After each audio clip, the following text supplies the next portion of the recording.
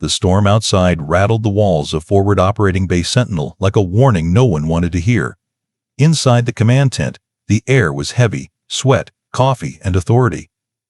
General Ethan Cole strode in, metals gleaming, voice already booming before he reached the front. Around him stood colonels and special operators, stiff-backed and silent. Near the rear, half hidden by shadows, stood Captain Emily Carter. Captain Emily Carter, clipboard, tablet, and calm eyes that missed nothing. When she spoke, the room froze. "Sir, the JP-8 fuel at Observation Post Griffin shows contamination. It'll gel in sub-zero temperatures. The readings aren't random. They've been tampered with." For a beat, silence. Then laughter. "A logistics captain telling me how to fight a war?" Cole sneered. "Captain, go count your beans," someone muttered. "Maybe that fake badge of hers will melt before the fuel does." Carter said nothing. She just nodded once and walked into the wind, her warning echoing like a countdown. Before we begin, make sure to subscribe to Military and Veteran Stories so you never miss these true tales of courage. And tell us in the comments, where are you watching from today? Captain Emily Carter hadn't asked for a posting this remote. She had traded the quiet predictability of Washington offices for a mountain base carved into the frozen ribs of Zarkhan Range, where even the air seemed to distrust outsiders. The day she arrived, her boots sank into snow the color of steel. Soldiers hardly looked up. They'd already filed her away under one word: logistics. She was in her mid-30s, sharp-featured, deliberate in motion, and allergic to wasted words. Everything about her screamed order. Pencils lined up by height, folders coded in color, watch synchronized down to the second. To most, she was just the captain who signed fuel receipts and tracked pallets. What no one knew was that a few years back, she'd worked inside a windowless wing of the Pentagon, coordinating shipments whose destinations didn't officially exist. Her clearance level had once required 2 passwords and a heartbeat sensor. That file, sealed and buried, would never surface at Forward Operating Base Sentinel. General Ethan Cole ruled this outpost by volume. His boots were loud, his humor louder, his leadership carved from the doctrine of shock and awe. When he shouted, even the storm seemed to pause. He valued men who broke obstacles, not ones who filed reports. His world was measured in kills and coordinates, not columns of numbers. Carter's world was quieter and far more fragile. Every gallon, every screw, every flight manifest built the spine that held Cole's war upright. She knew that when logistics failed, soldiers froze, and wars died before the first bullet landed. But try explaining that to men who thought paperwork was cowardice. Major Kyle Vance, Cole's aide, was the worst. Polished shoes, practiced grin, and the gift of making cruelty sound like comedy. "That's the captain who thinks fuel math wins wars," he'd joke over coffee, and the circle around him would laugh. Carter never replied. She just kept writing, signing, verifying. If they wanted to believe she was nothing more than a bean counter, that was fine. Beans, after all, kept the army alive. She double-checked every manifest. She noticed when serial numbers skipped, when pressure readings dipped 0.5%, when a delivery log arrived a minute earlier than the convoy that supposedly carried it. She would quietly fix them, never asking permission, never explaining how she knew what normal looked like. Once, a communications satellite started spitting static across the base channels. A sergeant spent an hour cursing at hardware before Carter took the headset, tapped 3 commands, and the line cleared instantly. The sergeant had stared at her. "Ma'am, where'd you learn that?" She only smiled. Old habit. There were other hints that her resume ran deeper than her uniform. When she signed for shipments, the civilian contractors suddenly stood straighter, as if they recognized something unspoken in her tone. Once, she carried a small black case into the secure storage cage, its surface scuffed, but always locked.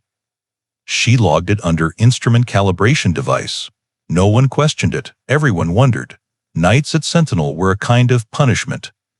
The wind screamed through the gaps in the metal siding, and the generators hummed like tired hearts. Carter's office sat on the edge of the motor pool, half lit by a flickering desk lamp. There, she'd peel off her gloves, rub the ache from her fingers, and spread reports across the table. Numbers comforted her. They didn't lie, didn't sneer, didn't underestimate. On the corner of her desk sat a photo, edges curled, colors fading.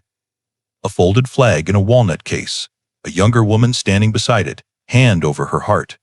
The smile was small, but the eyes were the same, calm, watchful, carrying more stories than she'd ever tell. Sometimes she'd glance at that photo when the wind howled hardest, when laughter drifted from the mess hall and she felt the old distance settle in again. She wasn't here for friendship or recognition.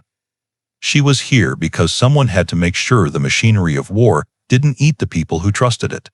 Every morning she arrived before dawn, tracing checklists while frost coated the fuel lines.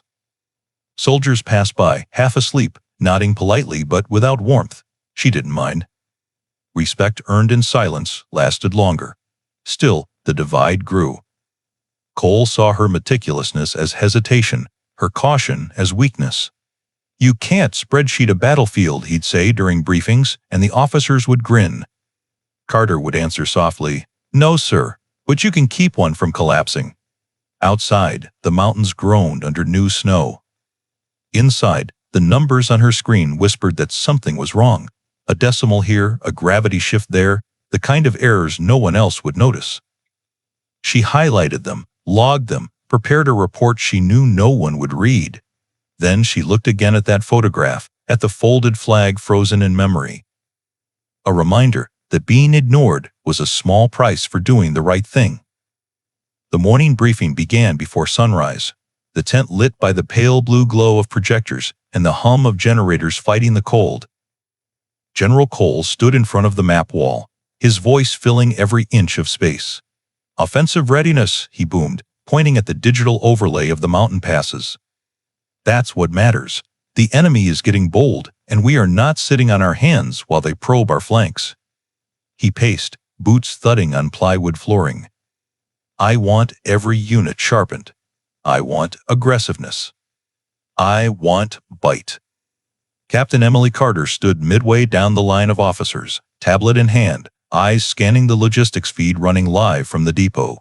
Red numbers blinked beside one entry fuel. Density irregularities at Observation Post Griffin. The storm warnings attached to the report were worsening by the hour. When Cole paused for breath, she raised her voice, not loud, but steady. "Sir, the JP-8 shipments to Griffin are reading a specific gravity variance outside tolerance. It could freeze before it reaches altitude. The generators won't start if that happens." Every head turned. For a second, even Cole's pacing stopped. Then he let out a short bark of laughter. "If the generator freezes, Captain," he said, exaggerating the word if, "then our engineers will fix it."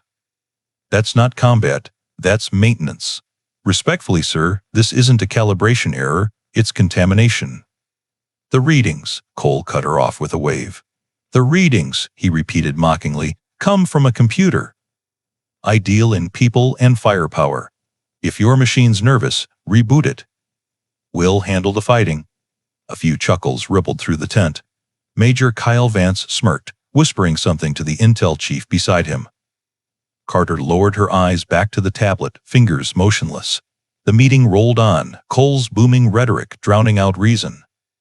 When it ended, officers filed out into the cold, muttering about patrol routes and munitions, but one joke followed them like static. "Careful," someone said. "The weather captain's worried about her numbers freezing." Laughter trailed into the wind.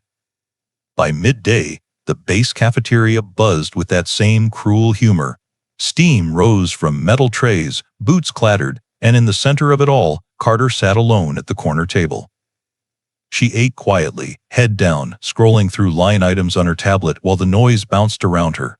Major Daniel Reed entered with his usual entourage, the kind who laughed before he even finished a sentence.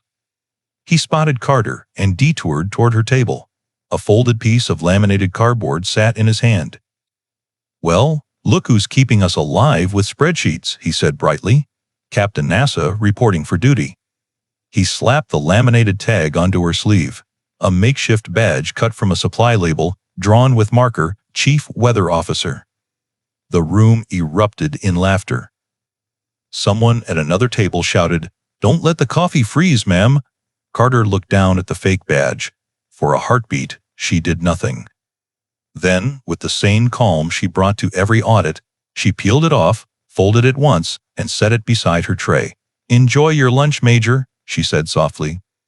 Vance blinked, maybe expecting anger. There was none. Only composure. That made the laughter die faster than shouting ever could. Still, by the time she left, whispers followed in her wake bean counter. Pencil pusher, not combat material. Back in her office, the wind clawed at the metal siding. Carter pulled her parka tighter and brought up the data again. The anomaly had doubled overnight. 3 independent sensors, fuel transport, depot manifold, and Griffin's atmospheric relay all matched. Specific gravity 0.812. Freezing point threshold compromised. Predicted failure in 14 hours if temperature dropped below -20. She sent another alert through the chain. No acknowledgement. She tried the engineers at Griffin. Static. The storm interference had already begun. Outside, snow hissed across the motor pool. She heard the wind whip the flag until it snapped like gunfire. She took a slow breath, pressed print, and tucked the report into a file. If command wouldn't listen digitally, maybe paper would carry more weight. That evening, Cole called for another all-hands briefing. The atmosphere was almost theatrical, spotlights bouncing off maps. Officers gathered like an audience before a stage. The storm raged outside, but inside the general's voice boomed above it.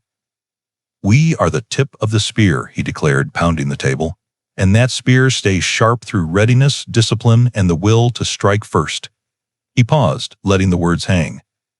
"Some people here," he continued, eyes sweeping the room, "need to remember their job is to polish that spear, not question it." The laughter that followed was louder this time, more confident. The joke had become official. Carter stood at the back, face expressionless, tablet pressed to her chest. On her screen, the alert blinked red, pulsing like a heartbeat. Outpost Falcon's readings were dropping fast. Wind chill there had already reached -35. She wanted to interrupt, to shout, "Listen to me," but she knew how it would play out. The smirks, the chuckles, the gentle reprimand for breaking decorum. So she stood silent, watching men laugh over a disaster they couldn't see. Cole wrapped up with the same swagger as always. "When this storm clears, we'll move equipment north. I want Griffin reporting 100% combat readiness. No excuses." "Yes, sir," the room chorused. As the officers filed out, Carter remained, staring at the blinking alert. Each flash felt slower, heavier, as if the system itself was struggling to stay alive. Hours later, night pressed against the windows like a solid wall. The storm had swallowed the horizon completely. Carter left her office, crossing the yard toward the perimeter gate. The snow had turned into a blinding white curtain, slicing across her face. She stopped beneath the floodlights. Beyond the wire fence lay nothing but wind and darkness. The mountain pass leading to Outpost Falcon somewhere out there, hidden and silent. She imagined the men huddled inside that outpost, heaters sputtering, fuel thickening into gel, machinery grinding to a stop. Behind her, the laughter from the mess hall drifted faintly through the storm, muted by distance. She tightened her hood, eyes narrowed against the sting of ice. Her breath formed clouds that vanished instantly. They had laughed. They had dismissed her. But the numbers never lied. The first flakes thickened, swirling faster, and the world dimmed beneath them. She stood there a long time, still and unshaken, the weight of inevitability pressing down. The storm had arrived. The base went quieter after midnight, the kind of quiet that wasn't peace so much as a held breath. Snow hissed across the gravel and tapped at the corrugated metal like fingertips. In the motor pool, the lights were dim, half the bays shuttered, the rest glowing with the soft fatigue of machines put to sleep. Sergeant First Class Eli Vance stayed late. He often did. Engines had their own language, and he liked the way they spoke when the crowds were gone, clean, honest, predictable. He'd been tuning a bulky starter on a snow tractor, sleeves shoved up, grease mapping his knuckles, when he saw motion through the chain link at the far end of the lot. The restricted cage stood there like a cage inside a cage, razor wire along the top, keypad and card reader mounted in a steel frame. Most days, even the XO had to call the quartermaster for access. At this hour, no one should have been near it. Except someone was. A hooded figure came out of the wind, head down, shoulders square. Eli wiped his hands, stepped back into the shadow of a parked LMTV, and watched. Captain Emily Carter didn't fumble. She didn't search for credentials or glance over her shoulder like she was trespassing. She set her palm against a small glass plate beside the lock. There was a soft chirp, then a harder click. The deadbolt rolled back inside the frame with the sound of a safe opening. Eli frowned. The XO didn't have palm access. The garrison commander didn't either. He knew because he'd watched them punch codes, curse, and call for a key. Whatever this panel was, only a handful of people on Earth would be whitelisted into it. Carter slipped inside.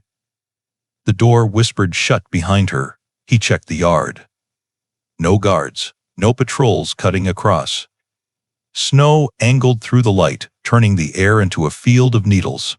He drifted closer, stopping a few feet short, keeping the Spectre prototype between his body and the cage. Through the grating, he could make out rows of Pelican cases, sealed crates stenciled with innocuous words. Calibration, cold weather kit, spare control modules, and a short bank of refrigerated lockers humming like distant bees. Carter moved with confidence.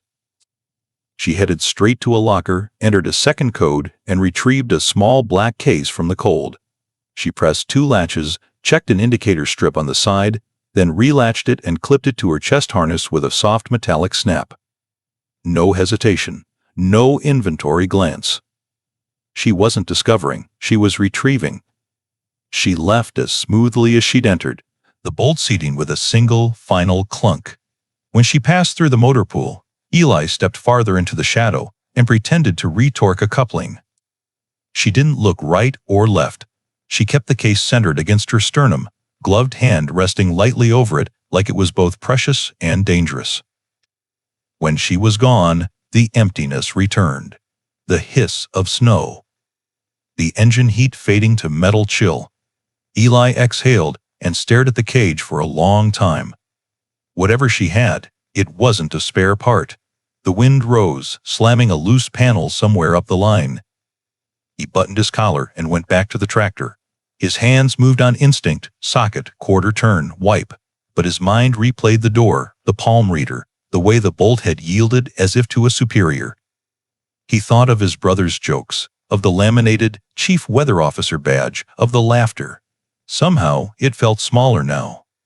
Meaner. Like noise trying to shout down a signal. He killed the bay lights and stepped into the storm. Morning came without color. Just a deeper shade of gray turning the mountains from invisible to implied.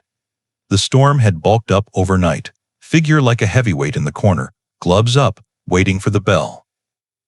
Eli was back early, warming the Spectre's turbine because he hated cold starts on high-strung machines. A few stalls over, Carter was already moving through a checklist, close enough for him to see the condensation on her balaclava. She wore a different set of gloves today, thicker, articulated, with a knuckle guard that flashed dull when she flexed her hand. She tugged the right glove tighter.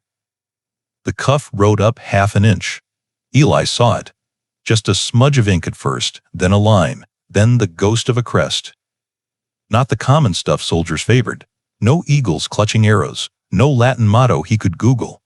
This was tighter, more precise, formed from negative space like a print you only saw when the light sat right.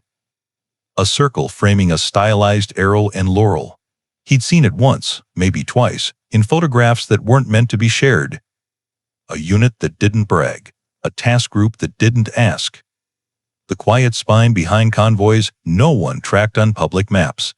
He looked away, pretending to focus on the turbine's whine, remembering a detail he'd tried to forget. When that crest appeared, the conversation ended. Not out of fear, out of respect. Out of the knowledge that you were in the presence of the person who held accountability when the country needed a fail-safe. Carter finished with the glove and slid the cuff back over the tattoo, the ink disappearing like a secret submerged. She didn't check to see if anyone had noticed. "Morning, Sergeant," she said, voice even. Ma'am. He rested his palms on the Spectre's fender. You thinking we'll need this? He meant the vehicle. He meant more than that. Her eyes met his, level, assessing, almost kind. I'm thinking we should be ready, whether anyone asks us to be or not. He nodded. Turbines warm. She'll bite. Good. She made a notation in a small notebook paper, not digital. The black case sat against her chest, clipped high, the latches flush. It wasn't large, smaller than a helmet, larger than a radio. The kind of thing you could forget was there until you needed it so badly your hands shook. He'd heard the chatter in the bays. Her lucky charm. Her lunchbox. Soldiers joked when they didn't understand, or when they were afraid to admit they did. Eli had never been much for superstition. Lucky Charms didn't come out of refrigerated lockers, and they didn't carry indicator strips that changed color with temperature and time. Ma'am, he said, testing the ground, if you need an extra pair of hands today. She closed the notebook. The storm moaned through the door seams. I'll call you, Sergeant, she said, and if I don't, get some sleep while you can. Yes, ma'am. She moved on, checking chains, straps, and a coil of lightweight rope that looked more mountaineering than motor pool. He traced her path with his eyes and felt the quiet inside his chest sharpen. The base was one kind of preparation. Schedules, patrols, briefings. But what she was doing was a different species. This was prelude. This was the ritual of someone who had looked around a corner and didn't like what was waiting. Comms cracked and hissed overhead. A radio operator cursed, thumped the panel, got static for it. The storm had turned the air into soup. Signals swam and sank. Somewhere up on the ridge, the temperature made a new low. By midday, the wind found a higher gear. Snow slid sideways across the yard, the ground vanishing under an equalizing layer of white. Eli heard rumors come and go like drafts. Griffin's camera feeds were stuttering. The depot's manifold alarms were chirping in bursts. A convoy south had turned back, wheels spinning in drifts. He stepped into the logistics office with a repair ticket and stopped 2 paces inside. The space was all Edge's file cabinets, labeled bins, a wall map littered with colored pins. Carter stood over a printer, catching pages before they slid into a stack. The red alert pulsed on her monitor, interval tighter now, tone pitched higher. She didn't look rattled. She looked timed. Paper trail? He asked. People ignore emails. She slid each sheet into a manila folder, spine already labeled. Paper is harder to laugh at. He considered that. You're going to take the Spectre if it gets worse. It wasn't a question. He didn't want it to be. She didn't deny it. You'll make sure she's fueled. I already did. He hesitated. What's in the black case, ma'am? Silence flattened the room.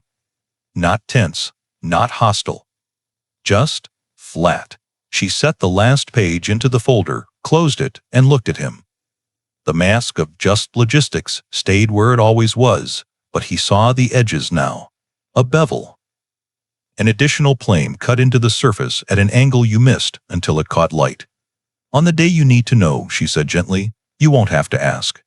He accepted that, felt the answer, land in him with the satisfying weight of a part that fit without force. She wasn't stonewalling to protect herself. She was protecting timing, mission, and whoever had to stand beside her when the door opened into something none of them could put back. He left with the empty ticket and a full awareness that the base was running 2 schedules now. The published one. And hers. The afternoon narrowed into a kind of tunnel. The world outside the wire shrank to the length of a floodlight, then to the reach of a glove, then to breath. Someone tried to raise Griffin on secure Channel 3. The line clattered with ghost words, then died. The ops officer jogged from the command tent to the motor pool and back twice, face drawn, hat rimed with ice. Eli ran his checks again. Battery, fuel. Toolkit. Toe clamps. He added a coil of flat webbing rated for more than the Spectre could pull. When he finished, he stood with his hands on the frame, eyes on the seams in the storm. Carter appeared at his shoulder as if she'd walked out of the snow. She wore the survival parka that looked too thin to be warm, those deceptive fibers that held heat like secrets. The black case rode high and centered, beat steady as a second heart. A cable ran from it into the webbing of her vest where a device the size of a deck of cards glowed, a patient green. "Sergeant," she said. "Ma'am." He waited. She didn't fill silence like most officers. She let it sit until it meant only what it meant. "We may have a window," she said, "or we may invent one." He smiled, despite the taste of metal in his mouth. "I like inventing." "Good." She checked the Spectre one last time, palm on the hood like she was greeting a live thing. Then she looked at him, the faintest hint of something like apology in her eyes. "If we go, it won't be an order. It'll be a choice." "I already chose," he said. The radio on her shoulder cracked, coughed, then found a voice. Thin, distant, almost lost. "Griffin, main gen, yellow, fuel, lines, thin, static 8 the rest." They both knew what it meant. Carter reached up and tapped the case. Not nervous, confirming. Like a pilot touches the panel he's flown 100 times. "Have you ever met someone who seemed ordinary until the storm came?" she asked quietly, almost to herself. Eli had his answer, but he didn't say it. He just took his place on the passenger side and pulled the harness over his shoulders, the strap webbing cold and certain against his chest. Outside, the wind hit the hangar doors hard enough to bow steel. He tightened the buckle until it wouldn't give. "Ready when you are, ma'am." The first flicker came just after 1900 hours. One quick blink through the command center's lights, enough to make men glance upward, but not enough to slow them. The second blink was longer. The third cut the monitors in half for a heartbeat.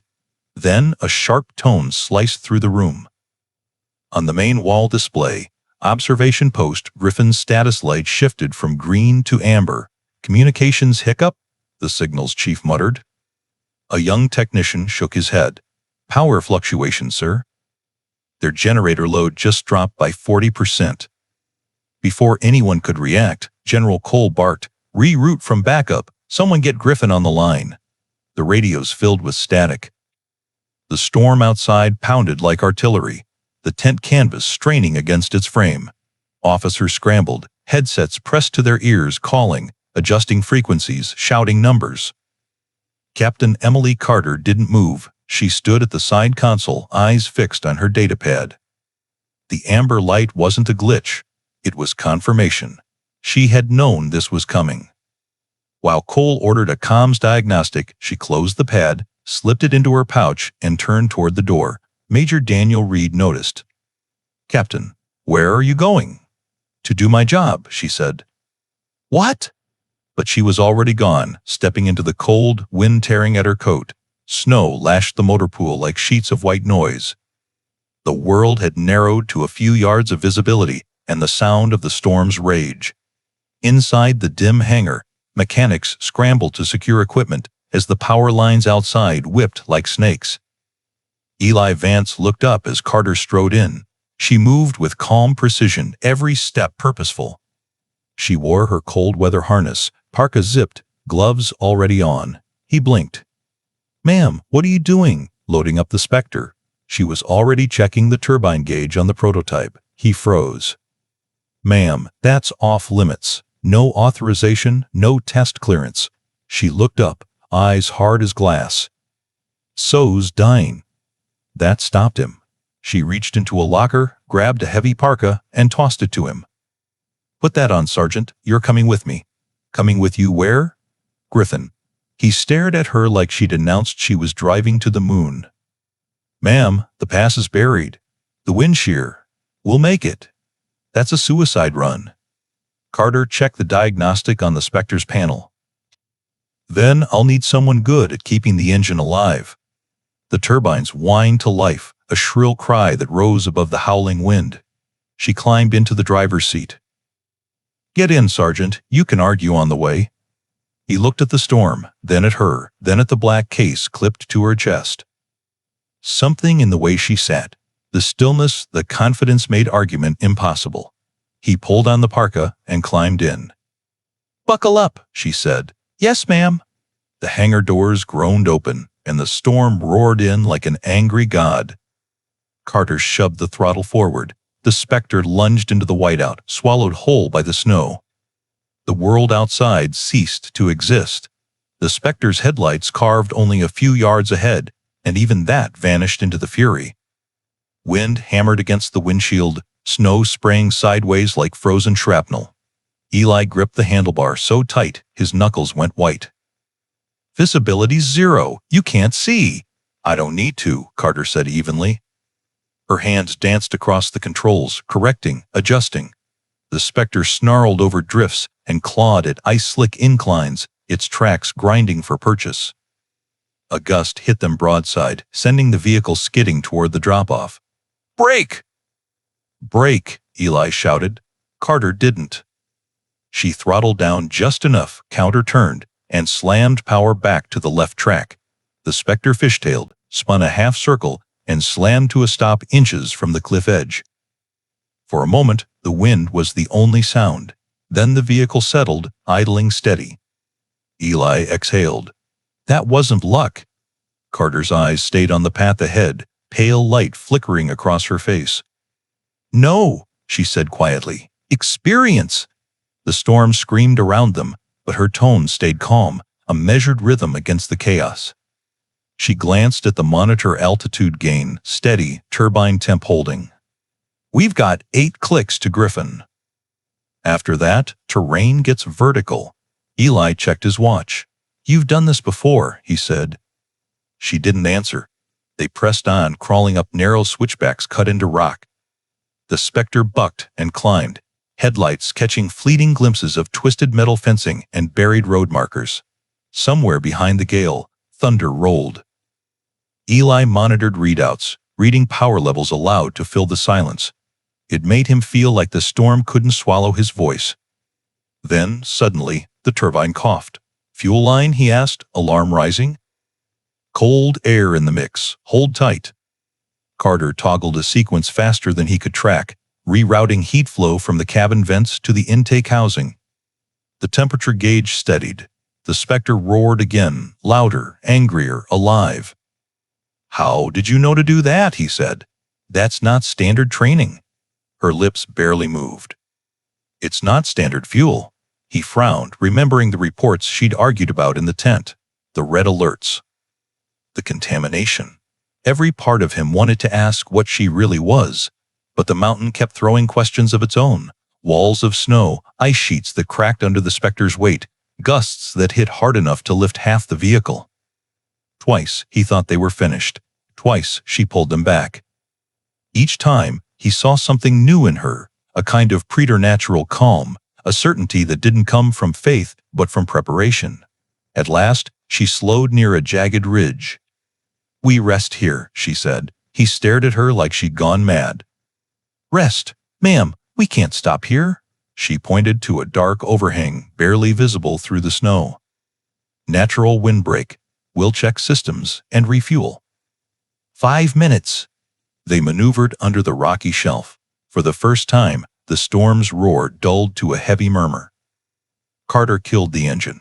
The sudden silence felt huge. Steam rose from the Spectre's tracks. The air smelled of hot metal and ozone. Eli unclipped his harness, his hands still trembling from the adrenaline. "I thought we were gone back there." Carter reached into the storage rack, pulling out 2 thermal packs and tossing one his way. "Eat. Keeps the hands working." He tore the pack open, heat rising from the chemical reaction inside. As he ate, he watched her, how she moved, how she scanned the ridge above, how she listened between gusts, every motion deliberate. Efficient. Then he saw it again, the black case clipped to her chest harness. The stormlight caught its metal surface just right, glinting through the snow's dim light. For a second, he thought he saw a seal, a circle of stars around an eagle. He leaned closer. "Ma'am, what's that?" She followed his gaze. The faint outline shimmered as she shifted. The carving wasn't decorative. It was official, etched with precision, the presidential seal. Her eyes met his, calm, unreadable. "Authorization," she said simply. The word hit like a gunshot muffled in snow. Eli blinked. "Authorization? From who?" She didn't answer. Instead, she checked the comms link, static and faint pops. "We don't have long," she murmured. If Griffin loses power completely, we'll lose the beacon. After that, they're ghosts. He stared at her, brain trying to fit the pieces together. The secret clearance. The coded locker. The unflappable calm. He swallowed. You're not just logistics. Carter zipped up her parka, fastening it over the seal. Does it matter? Ma'am, What matters, she interrupted, is that men are freezing to death up there and no one else is coming. She climbed back into the driver's seat. You still with me, Sergeant? He hesitated. Then he pulled his gloves tighter and smiled faintly. Yes, ma'am, all the way. The turbine screamed to life again, echoing through the gorge. Snow blasted past the windshield, streaking sideways in white fury. They surged out from under the overhang, back into the storm's throat. The climb worsened. Visibility dropped to nothing. Even the dashboard readouts wavered under interference. The Spectre tilted, growled, fought for every inch. Eli's pulse pounded in his ears. Angle's too steep. Keep eyes on the inclinometer, Carter ordered. If it hits 30 degrees, tell me. Ma'am, it's 28-29. The track slipped, throwing the vehicle sideways. Snow cascaded over the windshield in a wave. The Spectre dangled, half its weight hanging over air. Eli felt his stomach drop. We're going over. Carter's voice stayed level. Not today. She jammed the differential lock, throttled down the right track, and feathered the left, an impossible ballet of timing and control. The Spectre spun just enough to slam back onto solid ground, the frame shaking from the impact. They sat in darkness, engine humming like a pulse. Eli stared at her, wide-eyed. How did you? I told you, she said, breathing steady. Experience. He looked at her silhouette against the blinding snow, that faint metal glint still visible near her chest. The presidential seal. Authorization. The fake badge the others had mocked. He finally understood. Whatever her title said, whatever jokes they'd made about bean counting and weather math, Captain Emily Carter was something else entirely. She didn't answer to Cole. She didn't need his permission to save anyone. The storm raged harder, but his fear had shifted into something else. Trust. He looked at her, the outline of resolve in her eyes. If she said they'd make it, they would. Would you follow her into that storm? The ridge appeared not as a shape, but as a subtraction from the storm, an absence of motion that meant rock beneath the snow. Carter eased the Spectre behind a waist-high drift and killed the turbine. The world snapped from mechanical roar to a suffocating quiet, wind doing the talking for everything alive or dead on that mountain. Outpost Falcon hunched ahead of them, a geometry of low, angular roofs half swallowed by drifts. No smoke. No sound. No glow behind frosted windows. The blast shields along the bunker entrance wore a glaze of ice-like armor. The flagpole was a white spear without a flag. Eli swallowed hard. No heat signature, he whispered, scanning the visor display. Nothing. Carter didn't answer. She unbuckled, snugged her balaclava higher, and checked the magazine on her carbine with a tactile press. Her movements were economical, no flourish, no nervous redundancy. She clipped a line to her belt and passed the other carabiner to him. He latched it to his harness, feeling the tug of her weight through the rope like a promise. Something moved to the left of the entrance. Then another figure, and another white parkas inside white snow, visible only when they crossed the tiny shadow of the blast shield. 6 in total, spaced with professional caution, rifles slung low, the point man kneeling to study the keypad at the door. Carter's hand came up, one finger, then a closed fist halt. She leaned close enough that her words arrived as warmth through the wind. They're here to confirm the kill, she said, voice athread. We do this quiet. He nodded, feeling his heartbeat thud against the cold. She belly slid off the lee of the drift and became part of the slope, snow taking her in. Eli followed, less graceful, setting his elbows and knees with deliberate care to avoid the treacherous crust that would crack and betray them. He could feel the line between them, a soft, constant pull, never in the way, always there. They nested behind a low, ice-sheath generator housing 20 yards from the door. The 6 figures were closer now.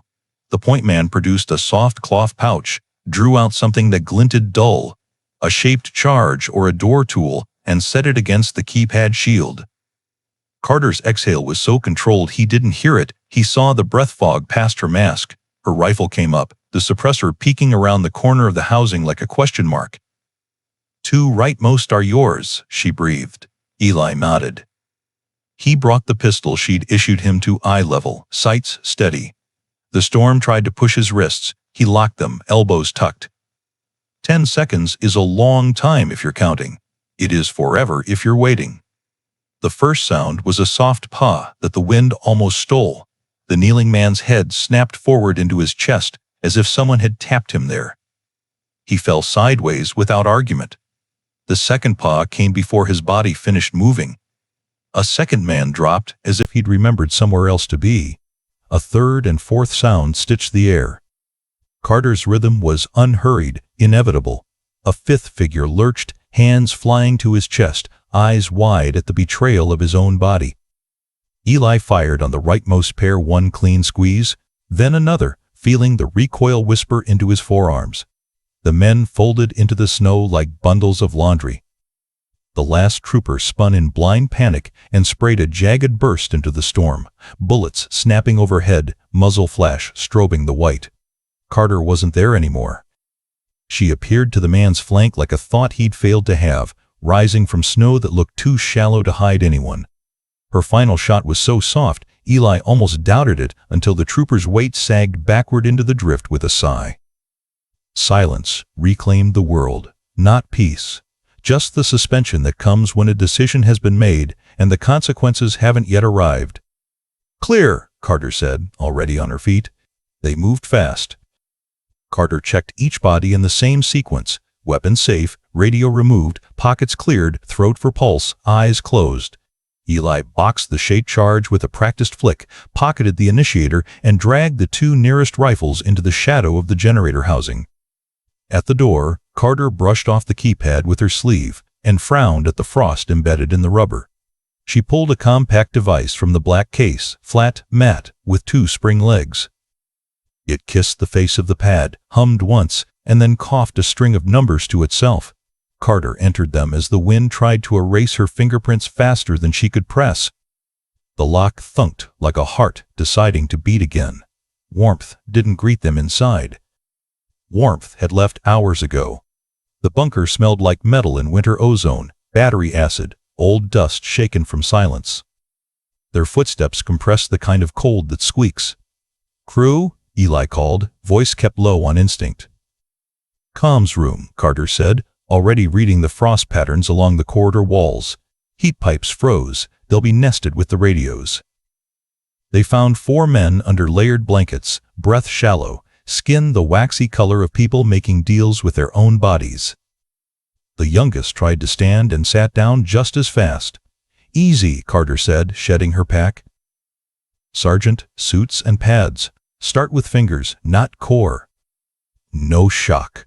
Eli snapped open the survival duffels, the foam seals parting with a sound like tearing cloth. He guided the first shivering man's hands into heated glove shells while Carter clipped a warming pad under the man's armpit, then opened a second pad and slid it into the groin crease, a place where heat goes straight to the blood. The man's eyes fluttered, a sound stuck somewhere between a laugh and a sob. "Breathe slow," Eli said, keeping his voice measured. Slow and steady. The second and third soldiers rallied as the pads began to do their work, teeth no longer chattering, hands no longer the wrong color. The fourth had to be coaxed back from the kind of drifting sleep that tempts people to stop wanting anything at all. Carter held his jaw lightly in her gloved fingers. "Stay with me, Corporal," she said. "You'll hate the taste of hot electrolyte mix, and that's how you'll know you're alive." He smiled, because he understood. She tilted a pouch to his lips, watching his swallow with an attention that would have made a surgeon proud. "Gen's dead," the least frozen of them managed, voice like sand. "Back up," started to, then. He gave up on verbs and let his eyes do the rest. "I know," Carter said. She stood. "Sergeant, keep cycling pads. Rotate hands and feet every 5 minutes. Talk to them. Talking helps." "Roger." The generator room sat behind an armored hatch, frosting on the inside, a bad sign made visible. Carter jimmied the manual override, and the door groaned open to reveal a shrine to neglect forced by weather. Ice wand crept along the fuel lines in ridges. The main turbine sat silent, a sulking king. The backup unit had blackened its own control board trying to start on gelled fuel, leaving the acrid ghost of burned varnish. She unclipped the black case and set it on a bench, the clasps opening with a satisfying, self-assured click. Inside, nestled in foam cutouts, lay devices that looked like nothing a supply catalog would admit to: slender thermal regulators with micro-heating elements, insulated bypass lines coiled like polished snakes, a compact control manifold, a diagnostic slate the size of a paperback. She worked in a sequence that felt like ritual, diagnostic probe into the primary line viscosity, reading like cold honey. Relief valve cracked to bleed. Bypass line mated to manifold input with a twist that locked. Regulator plugged inline until its tiny status light went from uncertain orange to working green. Her breath fogged and then thinned as the regulator sent tiny pulses of heat into the fuel path, clearing gel the way spring clears river ice. First a crack, then a trickle, then movement. You can feel but not see. She bypassed the contaminated bladder entirely, running the manifold to an emergency reserve tank tucked into a wall recess like an afterthought. Small, pure, hoarded for days when purity mattered more than volume. She smiled without showing teeth. "Hello, stranger," she murmured to the tank, then opened its valve a fraction. Clean fuel crept into the warmed line with obedient gratitude. She moved to the backup unit and replaced the charred control board with a spare card from the case. A thin rectangle that fit like it had been waiting for this moment in this room.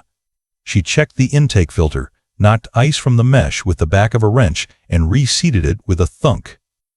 "Come on," Eli said softly from the doorway, as if the machine could hear hope.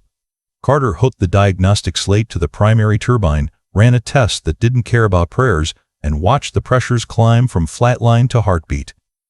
She gave the regulator another 30 seconds. Slow is kind when things are brittle, and then thumbed the start. The turbine coughed, stuttered, caught a just barely flame, and tried to excuse itself from the conversation. "Again," she said, not to herself. The second start rolled smoother, the warmed trace of clean fuel giving the combustion chamber something to believe in. A third start built on that belief. The turbine's whine found a frequency the room recognized, and the generator's shaft turned with a sound that made everyone taller. Heat nudged the air away from hostile and toward indifferent. "Okay," Carter said, as if the machine had confessed and been forgiven. She set the control to maintain, confirmed the bypass's temperature profile, and closed the case with a firm, quiet click. Lights came back in slices. An overhead bank here, a corridor stripped there, instruments on the comms board blinking awake like eyes in a dark room. The bunker sighed. You could hear it. The space remembered. It was a place meant for people again. Eli's laugh hitched with relief. "Never thought I'd get sentimental over fluorescence." Carter stepped past him to the comms console. The tactical display argued with itself for a moment. Cached data colliding with new inputs, then resolved into a map that made more sense than anyone wanted.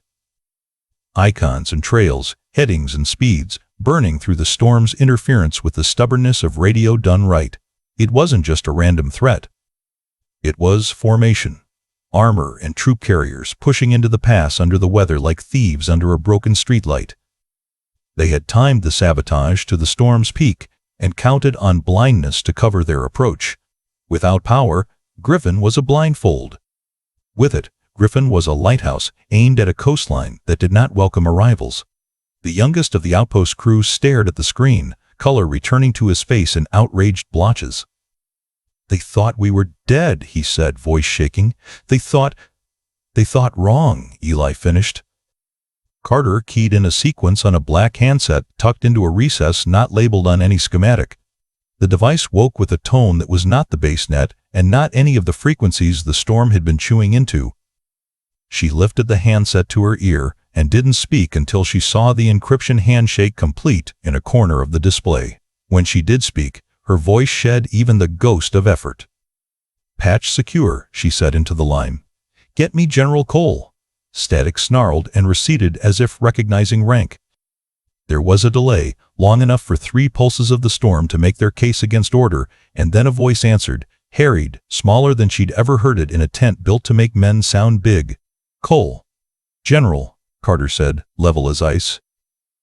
"Outpost Falcon is operational. 6 saboteurs neutralized. Primary power restored via bypass to clean reserve. We have eyes on an armored column advancing through the pass under storm cover." There was silence on the other end, heavy, weighted by the sound of a man recalculating his world. Carter didn't fill it. She let the facts stand upright. Her eyes stayed on the moving icons, not on the handset. When she spoke again, it was still the same calm that had driven a vehicle through a hurricane and turned gel back into fuel. "Recommend you listen carefully," she said. "I'm about to give you the coordinates that will break this offensive before it starts." Dawn crawled over the mountains like a wounded animal, slow, red-eyed, reluctant to rise. The storm had finally burned itself out, leaving a white silence so complete it felt sacred. When General Cole's helicopter broke through the clouds, the rotors whipped snow into spirals that glittered in the new light. From above, Observation Post Griffin looked wrong. It was lit. Generators running. Smoke curling from the vent stacks. Not the ruin he expected, but order. Life. "Bring her down," he barked, though his voice lacked conviction. The Black Hawk skids touched snow with a metallic kiss. Cole stepped out, boots crunching into the crust, eyes sweeping the scene. Rows of soldiers stood near the blast shield, alive and upright, watching him with a mix of awe and exhaustion. Behind them, 6 bodies lay side by side, enemy uniforms, white camo stained darker. A respectful silence hung over the line. No one spoke. No one needed to. Cole's breath caught in his throat. "What in God's name?" Eli Vance met him halfway. "This way, sir." Cole followed, his boots leaving deep prints in the snow. Every step brought more questions. Power cables neatly rethreaded. Sensor arrays recalibrated. The men looked like they'd been to the gates of hell and found a way back. Inside the bunker, the air was warm, humming with the familiar vibration of working machinery. Console lights blinked steady, green and alive. The screens tracked moving targets beyond the ridge enemy armor that would never make it through now. And there, at the center of it all, stood Captain Emily Carter. Calm, composed. Steam rose from a mug in her hand as she watched radar returns sweep across the screen. Cole froze.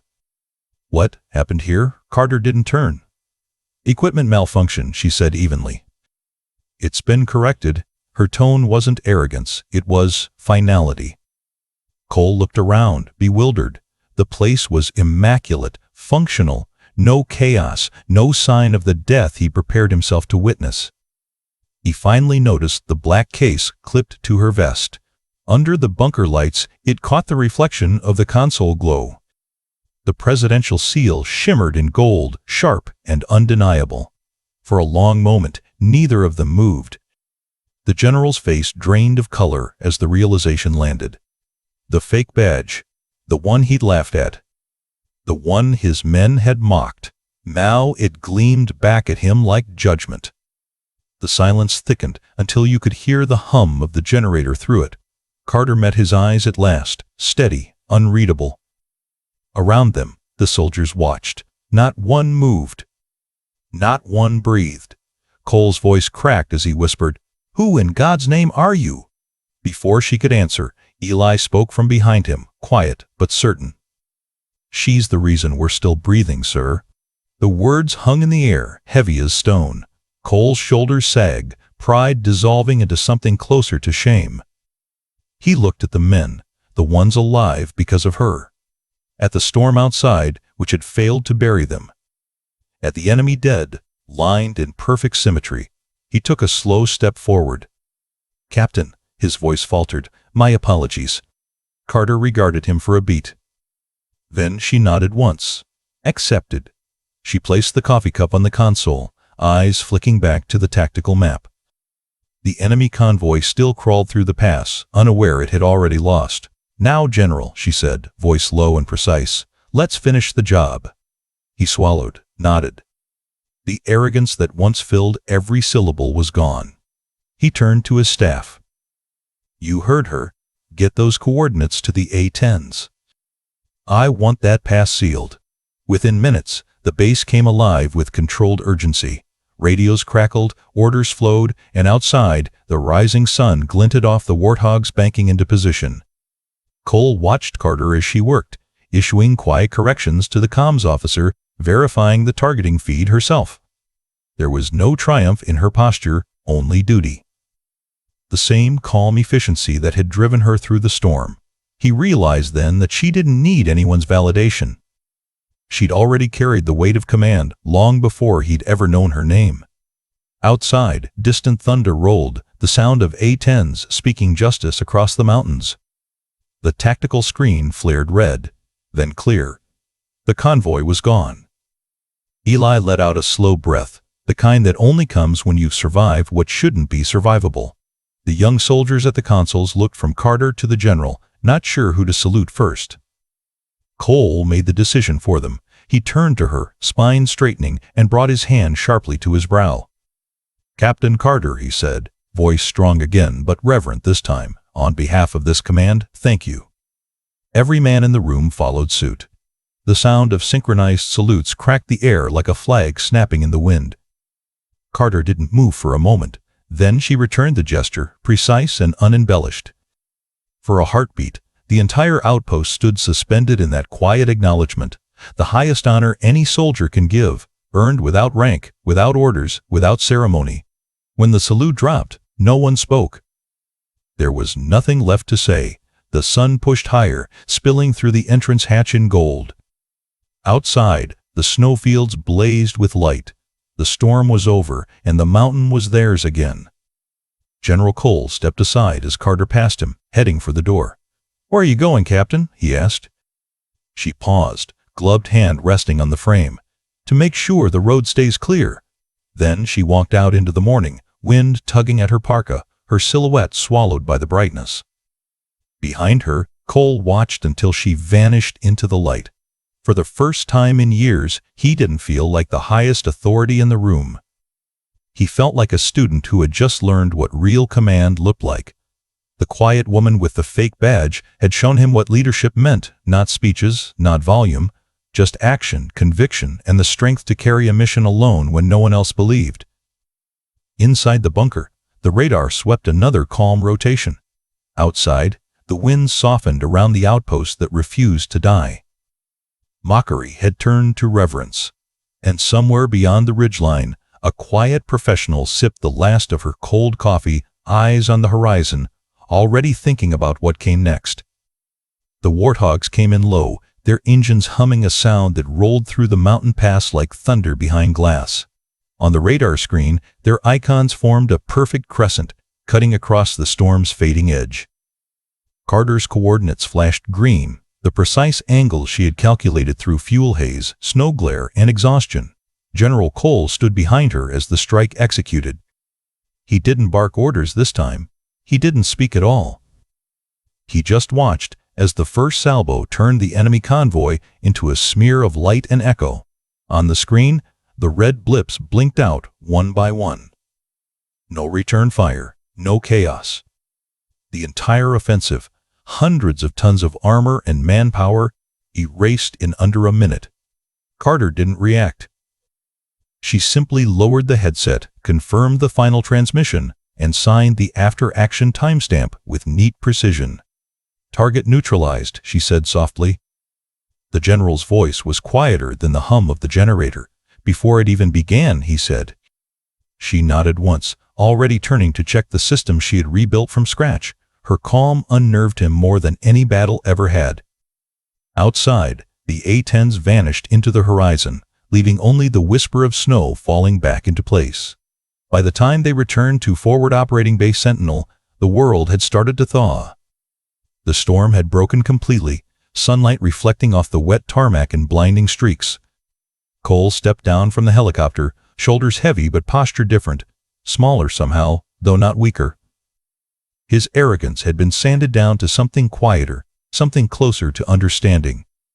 Across the landing pad, Carter sat on a crate near the helipad, rifle disassembled across a cloth. She cleaned each part methodically, wiping grit from the barrel, inspecting the bolt, reassembling it with the kind of care people usually reserve for sacred things. No one approached her. No one dared interrupt. The soldiers who had once joked now passed by with quiet nods, eyes lowered, not out of fear, but respect, the kind that doesn't need to be taught. There were no medals pinned, no speeches made, just a woman in uniform, sleeves rolled up, doing what soldiers do when the world stops talking, maintaining readiness for whatever might come next. Cole stood watching for a long moment. The rhythmic clicks of metal on metal were the only sound.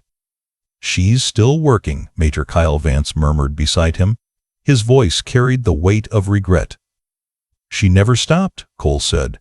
He looked at the younger officer, the same man who had once mocked her fake badge, the same man who had laughed the loudest.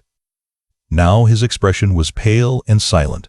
Cole's tone changed, stripped of pride, sharpened by clarity. "From now on, she gets anything she asks for, no questions." Vance nodded quickly. "Yes, sir."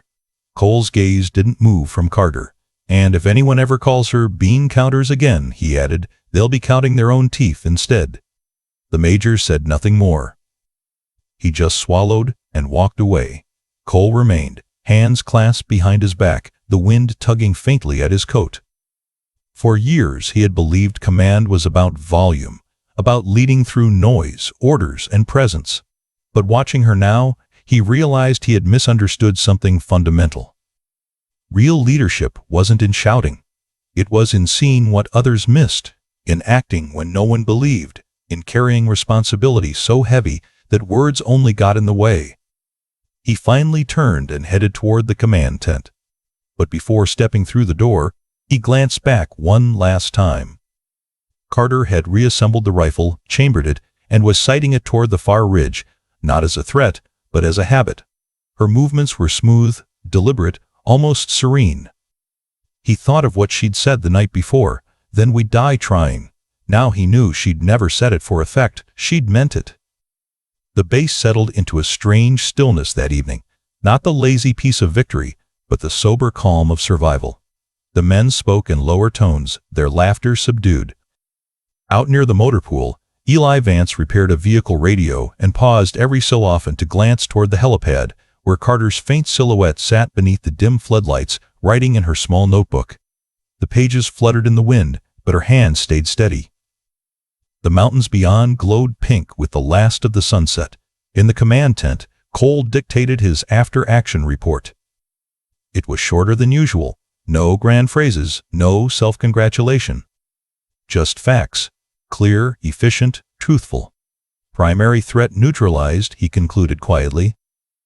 Then, after a pause, he added a line he had never written before. "Recommendation, commendation for Captain Emily Carter. Reason, decisive initiative under conditions beyond command control."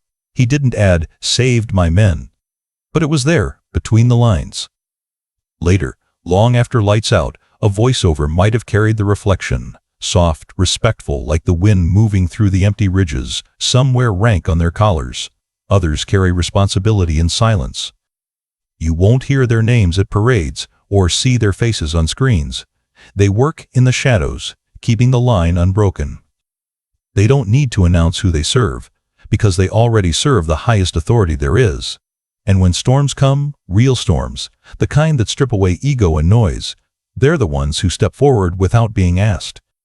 The quiet professionals, the calm hands in chaos. The reason the rest of us wake up under a flag that still flies.